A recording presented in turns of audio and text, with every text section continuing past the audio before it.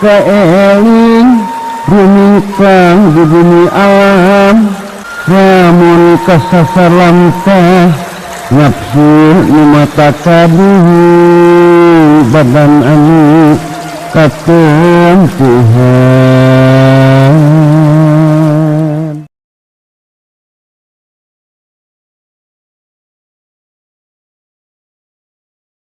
Lamun cek Imam Ghazali mah makrifat anu hakiki teh tidak diperoleh lewat pengalaman panca indera jeung tidak diperoleh lewat penalaran akal, tapi diperoleh nate nyaeta lewat kamurnian hate anu meunang limpahan nur ilahi ti Gusti Allah. Jadi lamun dina urusan makrifat mah organ anu berperan nate nyaeta organ rohani anu ngaranna hate. Lamun make ibarat mah ibaratna telir ibarat panon poe. Panon poe memancarkan cahayana ka bumi. Lamun bumi bisa menangkap pancaran cahaya matahari, mangka eta bumi teh jadi caang. Dan nalika bumi caang ku pancaran panon poe, mangka ebreh sagala sesuatu anu tadina teu katingali. Sabab tadina teu katingali teh ku sabab poek, ayeuna sanggeusna kacaangan ku cahaya panon poe, mangka ebreh nu tadina teu katingali kahalangan ku poek. Ari bumina caang majang pan katingali naon-naon anu aya ruang angkasa, aya daratan, aya lautan, aya tatangkalan, aya sasatoan, aya manusia, aya jalan-jalan, aya bangunan-bangunan jeung sajabana tapi lamun bumina katutupan ku awan atawa katutupan ku mendung atawa ku peuting, mangka eta bumi teh kaayaanana jadi poek mongkleng buta rajin. Lamun kaayaanana poek mah mangka sagala anu aya teh sagala anu nyata teh teu katingali. Pandinu poek mah teu nyaho aya naon nu katingali teh ngan poek. Tanya kitu deui hate manusia. Lamun hate bisa nangkap kana pancaran cahaya ilahi, mangka ebreh ku hate kana rusia ka pangeranan jeung kana hukum-hukum pangeran anu aya dina tiap-tiap sesuatu anu aya.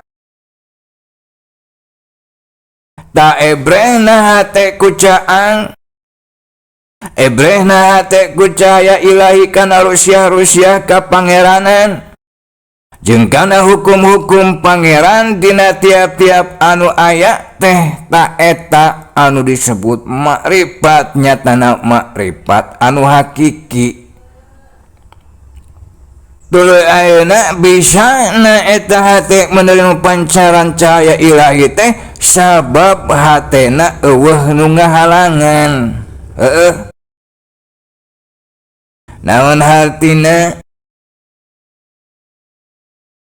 Hartina teu maripatna manusia ka Gusti Allah Subhanahu wa taala teh sabab hatena aya nu ngahalangan. Naon anu ngahalanganana jang? Ari anu ngahalangan hate tina makrifat ka Gusti Allah Subhanahu wa taala, lamun secara jenisna mah aya dua. Nu kahiji disebut dulmaniun. Ari dulmaniun nyaeta sadaya perkara anu ngahalangan kana hate anu rupana poek. Ari perkara anu ngahalangan kana hate anu rupana poek, barang nate nyaeta ngalajur hawa nafsu. Apal hawa nafsu? Ari hawa teh syahwat, ari nafsu teh diri.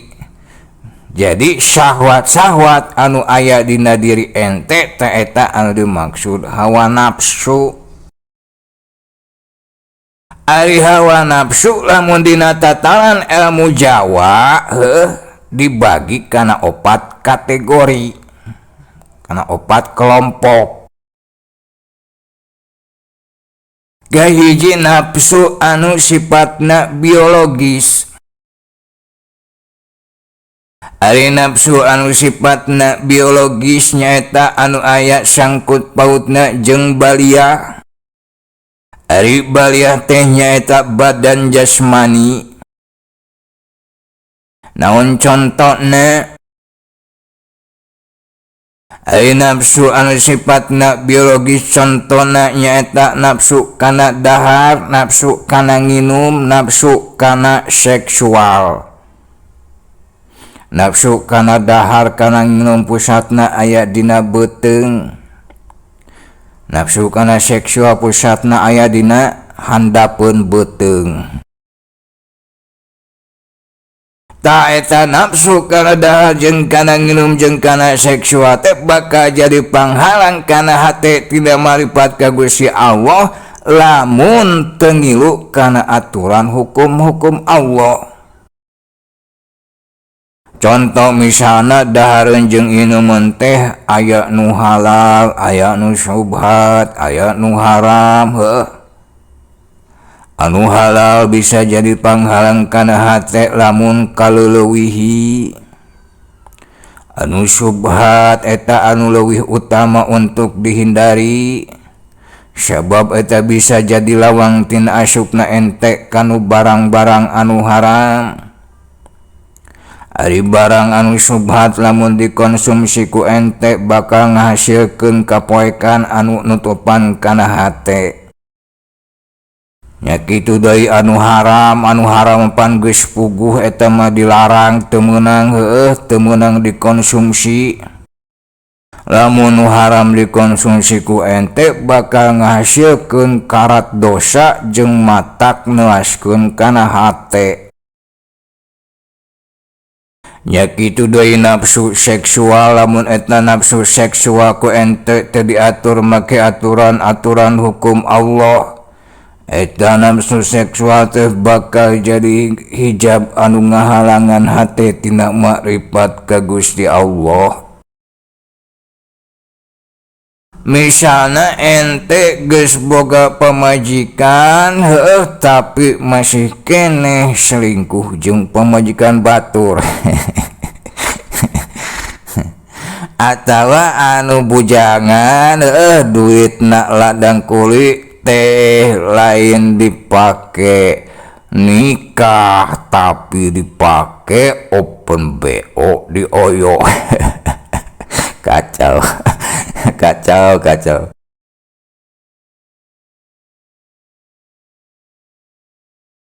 Eta nafsu anu bersifat biologis. Nu kadua nafsu anu bersifat psikologis. Ari nafsu anu bersifat psikologis nyaeta nafsu anu aya sangkut pautna jeung mental jeung emosional. Anu berhubungan jeung mental contona anxiety. Anxiety. Ari anxiety teh nyaeta loba kasieun, loba kahariwang kana perkara-perkara anu teu konkret, kana perkara-perkara anu ilusi, anu can puguh juntrunganana. Contona deui narsistik, suka memuji-muji, mengagung-agungkan, membangga-banggakan, memamer-mamerkan diri sendiri. Contona deui posesif, merasa memiliki dan ingin menguasai sendiri apa yang dirasanya dimiliki itu. Contona deui obsesif, Ari obsesif nyaeta terobsesi atawa kadedemes kana sesuatu. Aya anu terobsesi hayang jadi artis, aya anu terobsesi hayang jadi pejabat, aya anu terobsesi hayang jadi anu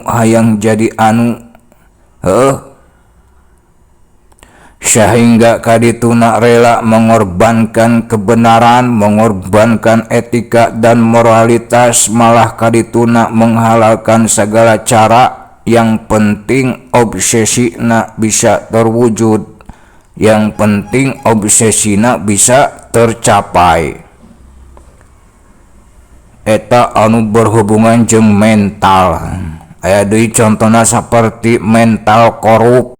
Dekaup aya proyek nu leutik nu gede, bahkan proyek madrasah, proyek Al-Quran, proyek pembangunan masjid ge dikorup sabab mental korup. Dekaup aya proyek hayang korupsi.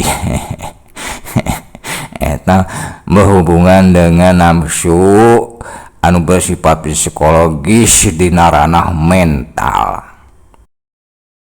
Sedengkeun anu berhubungan jeung emosional contona saperti pemarah, pendendam, penghujat, pendengki jeung sajabana.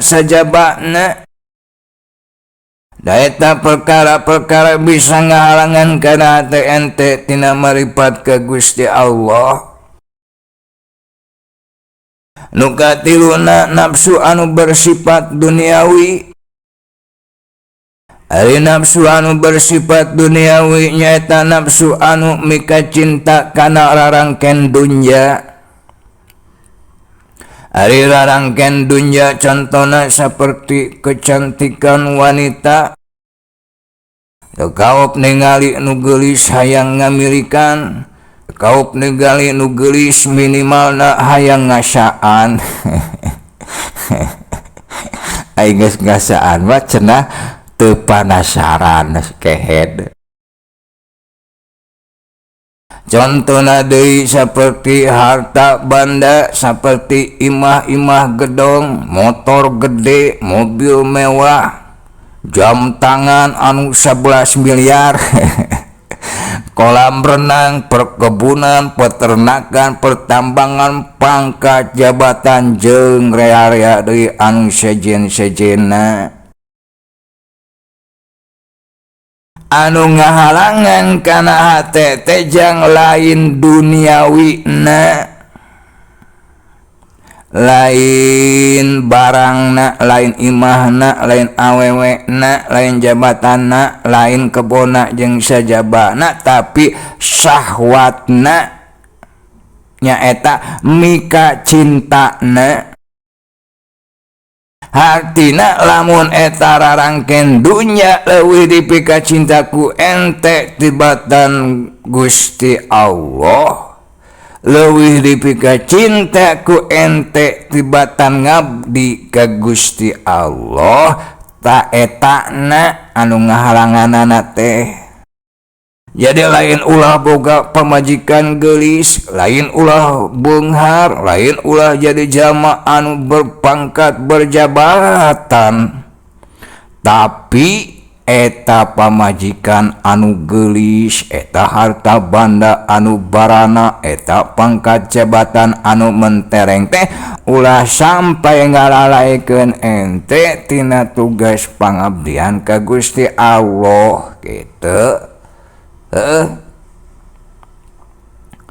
Ta nafsu anu bersifat duniawi.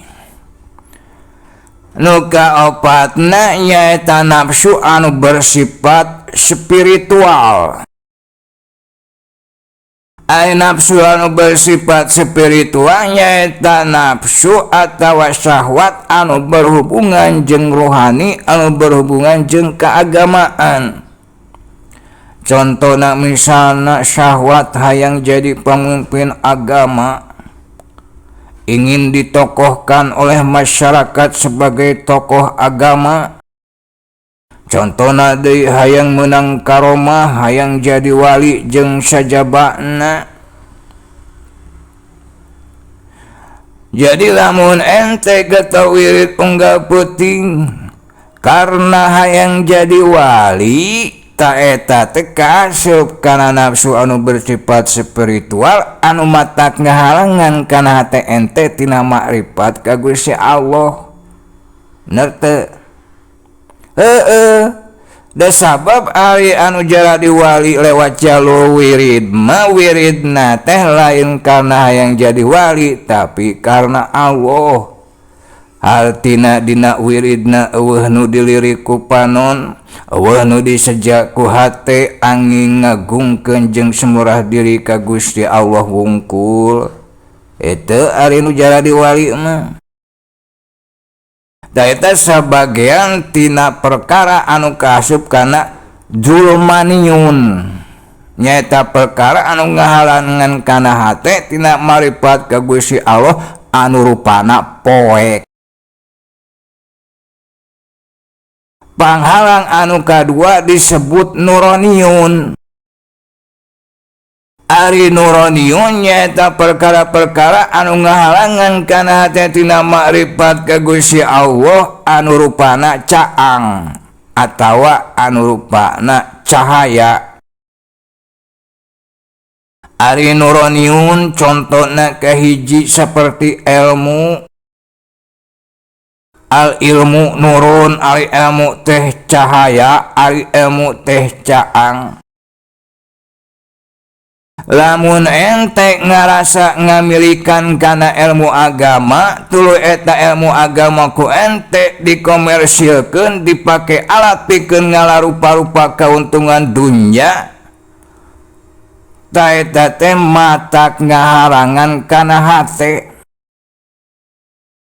Atau lamun eta ilmu ku ente dipake ngabobodo batur, dipake kana tipu daya, kana rekayasa, kana konspirasi anu ngarugikeun batur, atawa demi mendebatkan jabatan jeung sajabana ta eta oge matak ngahalangan kana hate. Atawa lamun ente mengklaim bahwa orang lain bisa sembuh itu berkat ilmu ente, atawa ente bisa kaya teh adalah berkat ilmu ente, ta eta oge matak ngahalangan kana hate. Atawa lamun ente ngarasa leuwih berilmu tibatan batur sehingga ente merasa pantas untuk dihormati, merasa pantas untuk didahulukan, untuk dilayani jeung sajabana ta eta oge matak ngahalangan kana hate. Ta eta sabagean tina gambaran-gambaran ilmu anu jadi panghalang kana hate tina makrifat ka Gusti Allah. Jadi ari ilmu teh ibarat pisau bermata dua. Di satu sisi bisa jadi faktor anu nyingraikeun kapoekan anu nutupan hate, tapi di sisi lain oge bisa jadi faktor anu ngahalangan kana hate.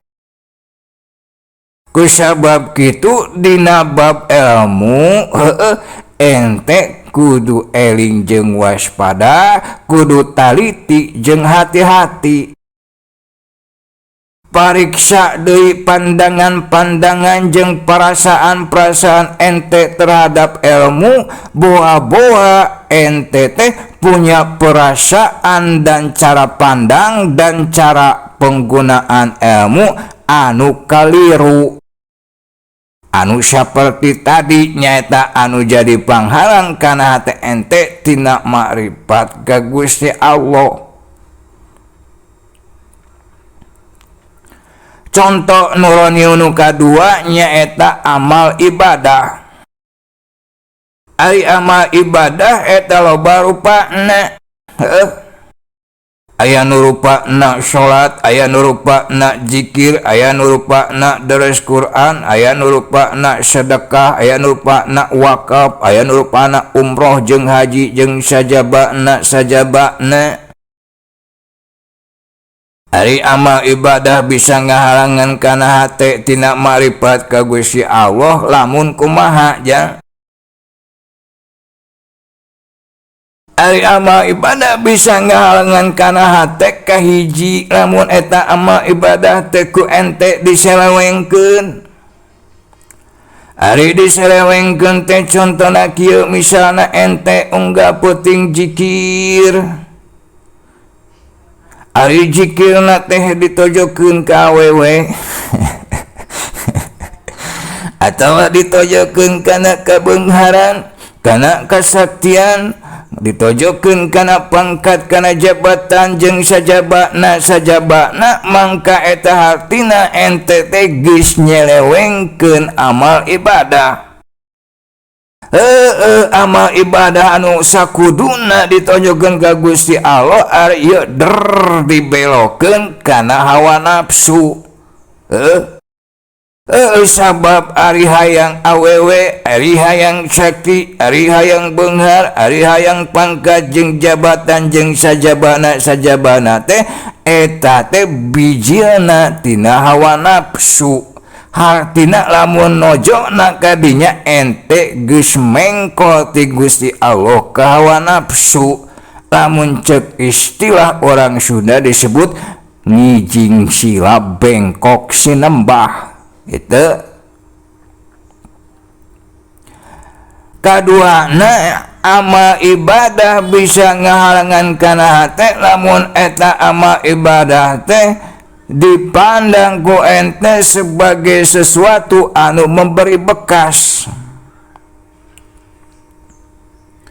Contohna misalna lamun ente berpandangan yen lancarna rejeki ente teh berkat wirid surat Al-Waqiah, ta eta teh jadi panghalang. Cek ente teh misalna saya rezekina lancar teh karena saya mah rajin wirid surat Al-Waqiah. Gak kayak kamu Den, kamu mah rezekina macet terus sabab ari kamu mah henteu wirid surat Al-Waqiah sih. Cek ente teh kasih aden misalna heuh. Padahal anu saestuna mah ente wirid surat Al-Waqiah jeung ente lancar rezekina teh eta teh duanana teh meunang Gusti Allah kehed, lain meunang Waqiah. Katiluna eta amal ibadah bisa ngahalangan kana hate.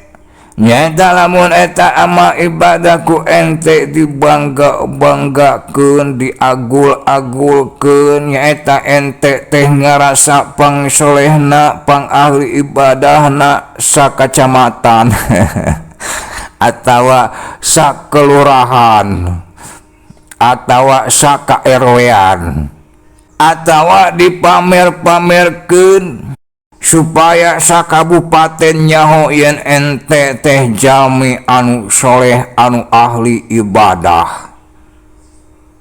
Ta eta teh matak ngahalangan hate tina makrifat ka Gusti Allah.